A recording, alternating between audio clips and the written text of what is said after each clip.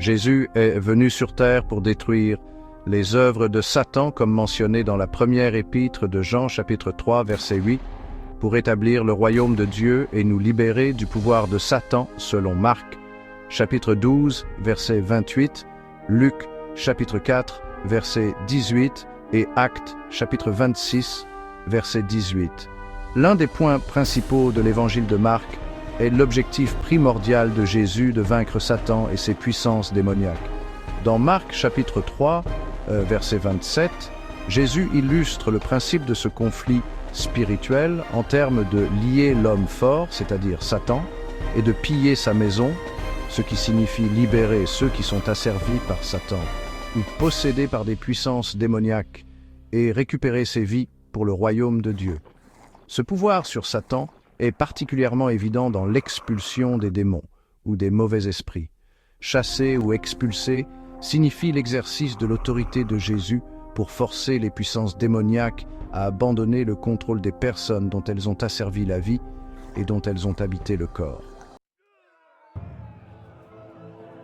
Le Nouveau Testament décrit fréquemment des individus souffrant de l'oppression et de l'influence satanique dus à des mauvais esprits qui prennent littéralement résidence dans leur corps et prennent le contrôle de leur vie.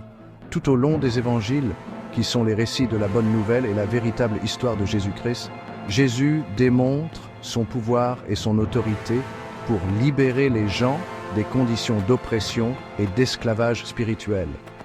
L'évangile de Marc, par exemple, décrit de nombreux épisodes où Jésus rencontre et affronte des démons. Dans ces miracles, Jésus attaque souvent le pouvoir de Satan et des forces démoniaques. Par exemple, dans Marc, chapitre 1, verset 26, chapitre 1, verset 39, chapitre 3, verset 10 à 11, chapitre 5, verset 1 à 20, et chapitre 9, verset 17 à 29, et aussi dans Luc, chapitre 13, verset 16. L'un des buts clairement énoncés de Jésus en venant sur terre était de détruire les œuvres de Satan et de libérer ceux qui sont asservis par le diable, comme on le voit dans Matthieu, chapitre 12, verset 29, et Luc, chapitre 4, verset 18. La destruction et l'affaiblissement du pouvoir de Satan par Jésus s'accomplissent en partie par l'expulsion des démons, les forçant avec autorité à quitter le corps des gens et à abandonner le contrôle de leur vie. Mais la défaite ultime de Satan et du mal est venue par la mort et la résurrection de Jésus, comme mentionné dans Jean chapitre 12, verset 31, par laquelle il a payé le prix de notre péché.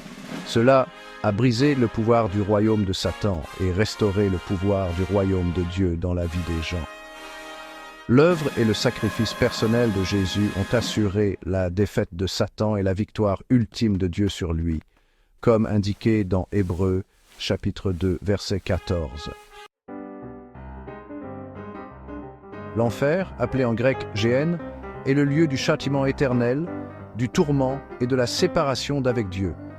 Il a été préparé par Dieu pour le diable et ses démons, comme mentionné dans Matthieu, chapitre 8, verset 29, et chapitre 25, versets 40 et 1.